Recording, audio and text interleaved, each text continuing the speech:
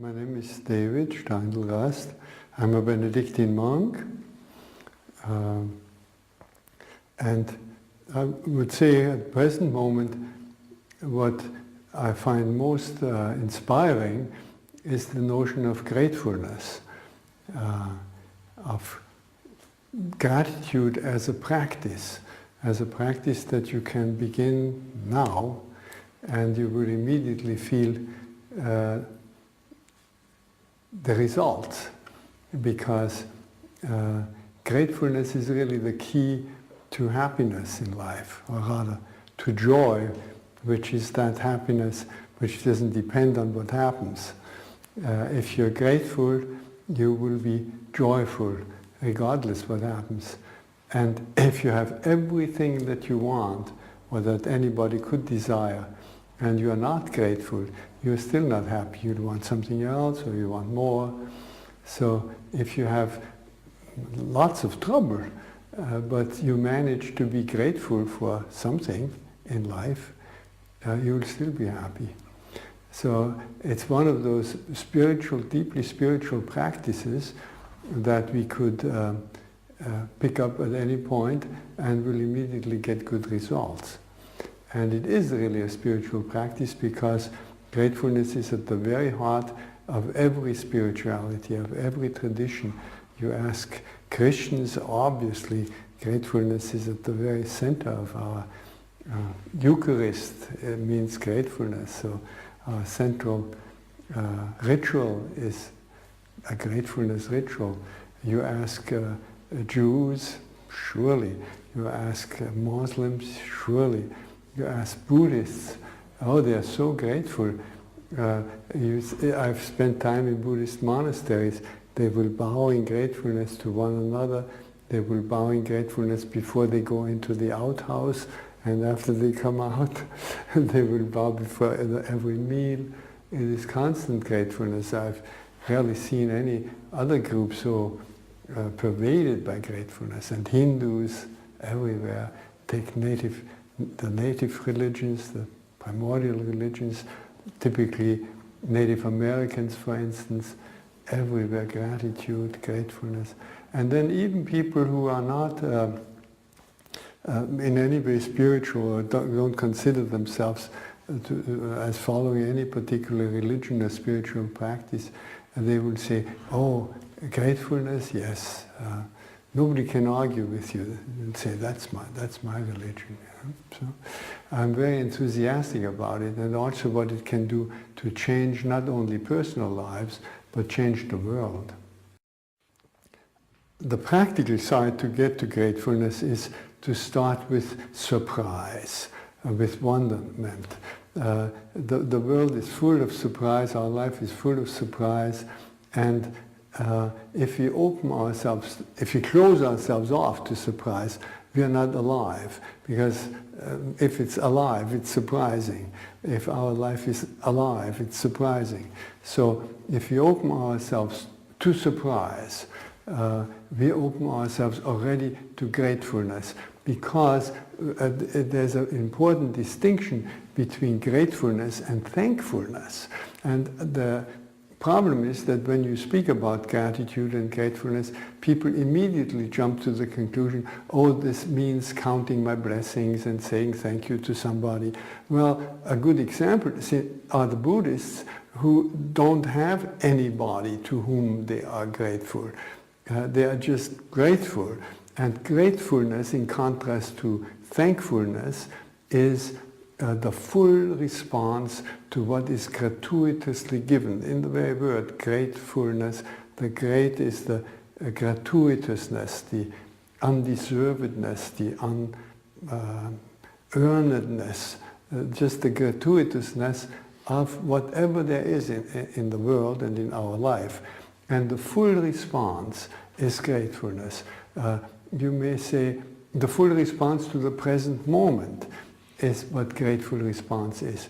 And if you watch your own experience carefully, you will see that that full response to the present moment is kind of like holding a vessel that is full to the brim.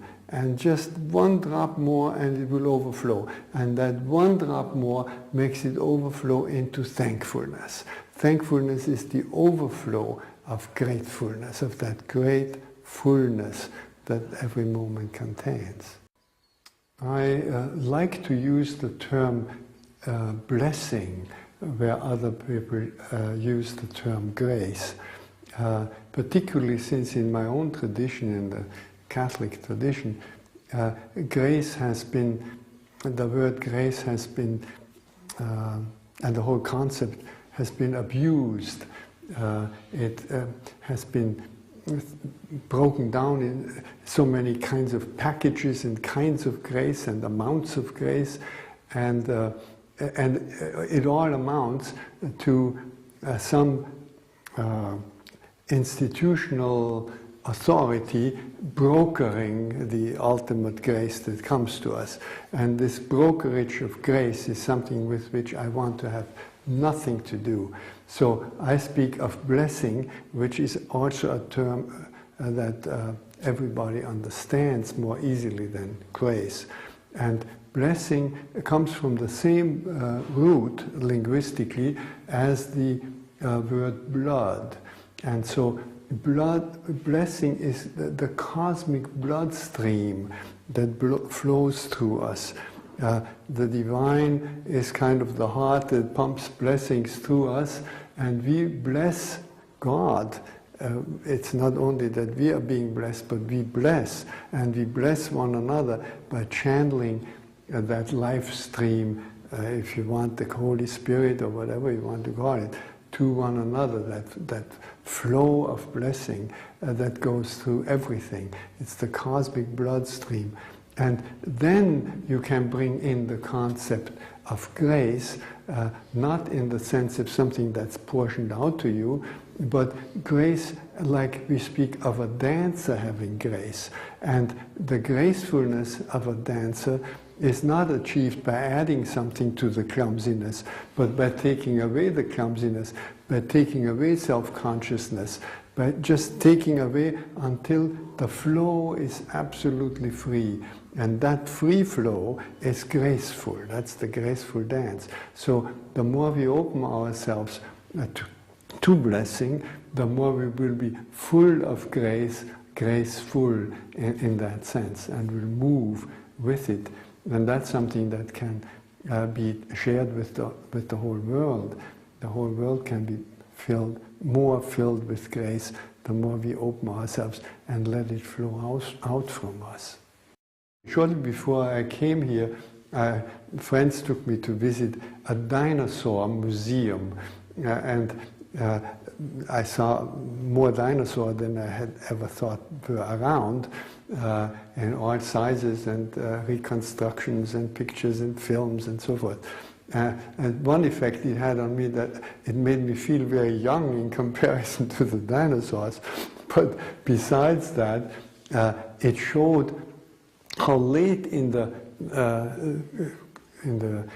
course of evolution we came about, and how much it took to bring us humans about to begin with, and then how short in comparison to the time of the universe our little human existence is as a human race, and how much there was so much to bring us that far that there must be some point in getting us further. There is a power, there is a force that gets us further. And particularly when I think of the atomic disasters that we have bypassed just by the skin of our teeth within the last few decades, there is tangibly almost a force at work that keeps us going in spite of ourselves, and I trust that. I think that is a force, that evolutionary force that we can entrust ourselves. We have to be very careful that we don't become presumptuous and think we can do just anything we want. I think we have to be extremely careful. We are at the brink of disaster continuously, but we can take, I personally take deep consolation from a trust in a force that is vastly more intelligent than all of us humans together, and that is a force for the good, and is a force that has power to bring us through.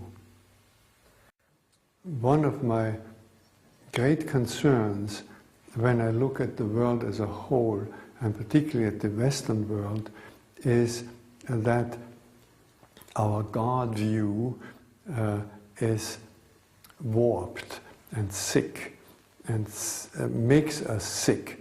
And by this I mean that idea of God that is so widespread that we simply take it for granted, whether we subscribe to it or oppose it, that God view is the idea of God or a God as being separate from us, as being the top of a power pyramid.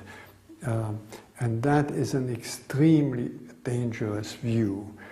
And I feel very strongly that the ills in our world will not be healed until the healing comes from the deepest roots from which healing must come, and that is our idea of God.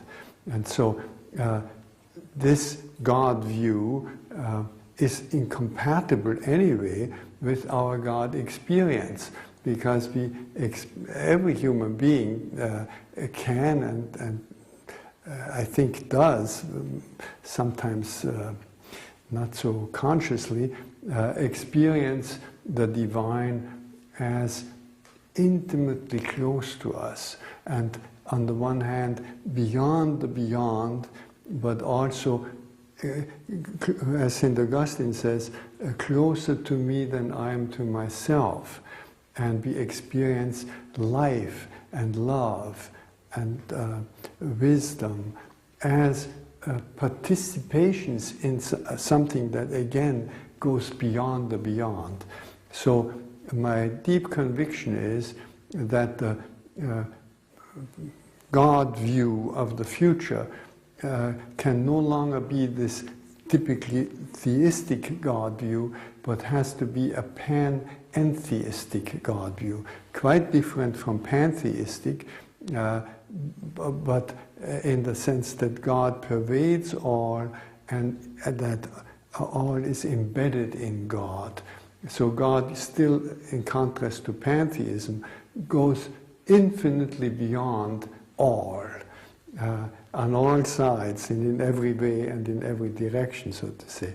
But at the same time, wherever we touch reality, we touch the divine, within ourselves, in one another, and all around us.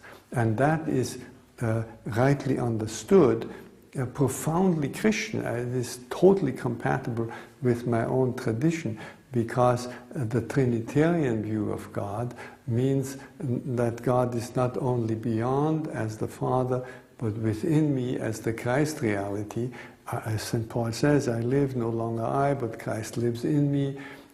We are son and daughter of God, and the Holy Spirit pervades all and is our love and is the bond that unites us with one another and with the divine. So it's a God view that would be profoundly healing for the world and is accessible to us, to every human being, through direct experience. And it is this direct experience to the divine that the various religious institutions are responsible of fostering. But unfortunately, they don't always do that. But my great effort is that at least my own religious institution, to the extent to which I can influence it, will promote that life-giving and life-preserving and healing God view. The greatest problem with the self-view in our culture is that we estimate ourselves. And especially if we have this inflated view of ourselves, that is the best proof that we are underestimating ourselves, because otherwise we wouldn't have to make so much noise. Just as somebody who brags is probably feeling very weak. And the true view of ourselves is, as I understand it, from our basic human experience, that the divine comes to itself within us. And that is what in my tradition I learned from Jesus, and it would be quite unacceptable to leave this to Jesus and find myself excluded from it. Jesus brought it to all of us. He encouraged all of us to say our Father. And he spoke of my Father and your Father. It is, we are all sons and daughters of God, and to underestimate that is what brings us into this self-destructive situation.